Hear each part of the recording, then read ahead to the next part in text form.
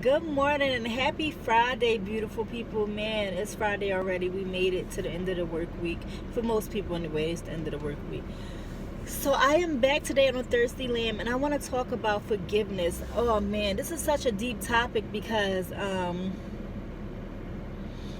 forgiveness is such a hard thing to do. When we have people who do things against us, it's easier for us to hold a grudge. It's easier for us to say, you know, I'm okay with living my life without talking to this person or knowing that I didn't close that chapter in my life. But that's not the way that God wants us to live. God wants us to be forgiven. We serve a forgiving God. He forgives us no matter how many times we trespass against him, no matter how many times we sin against him. Now, we know his will in our life, and we may still go the opposite way. He may tell us go left, but we're still going right. So with that being said, I want to encourage people to just forgive people, no matter how big or small the transgression against you may have been. I want to be transparent today and share a personal testimony. So when I was a young girl, I was sexually molested by a family member. And so until this day, I still see that person, and every time they see me, they're uncomfortable in the room. You would have thought I was the one who done something to somebody, and they're constantly like, I'm sorry. What do I have to do to get you to forgive me?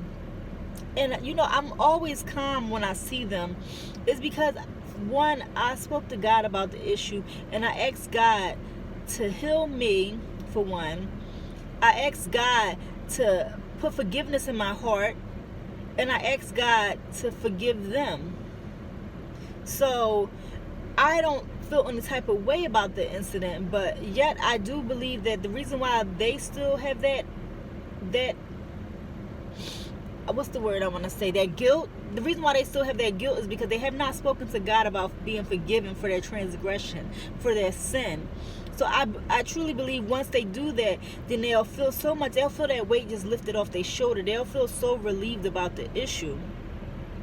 So as I was saying, no matter how big or small the issue may be, I just encourage you to just put forgiveness in your heart, and watch how much better you will feel. You'll just feel like a weight just lifted off your shoulder. Now, I like to always refer to my text, so I'm going to go into Hebrews chapter 8, verse 12. And Hebrews 8:12 says, I will always forgive their wicked ways and forget their sins.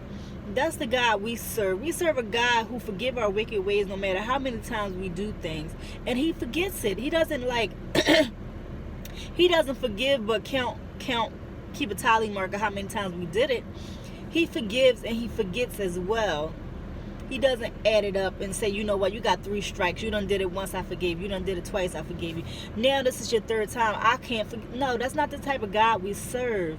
So I encourage you guys, when you're thinking about forgiving somebody in your life who's done something, that you just forgive without counting, or forgive without having to worry about how many times they've done it in the past. That's not your job to judge that person. Your job is to forgive your brother and sister. Now, maybe I'm speaking to somebody where you're the person that needs forgiveness. Just come to God in prayer and acknowledge your sin first and foremost, and ask God to forgive you. It's just as simple as that, and your sin is washed away. Just believe that God will do these things for you, and you will feel so much better. So I hope that everybody have a beautiful Friday, and just stay encouraged, and think about forgiveness today, because you're going to encounter so many people who do things against you that you don't like, who do things against you that's not godly. But it's up to you to be the saint that you are, and live in Christ and walk in Christ and forgive that person. All right, so once again, I hope that everybody have a beautiful day, and you will see me tomorrow. All right.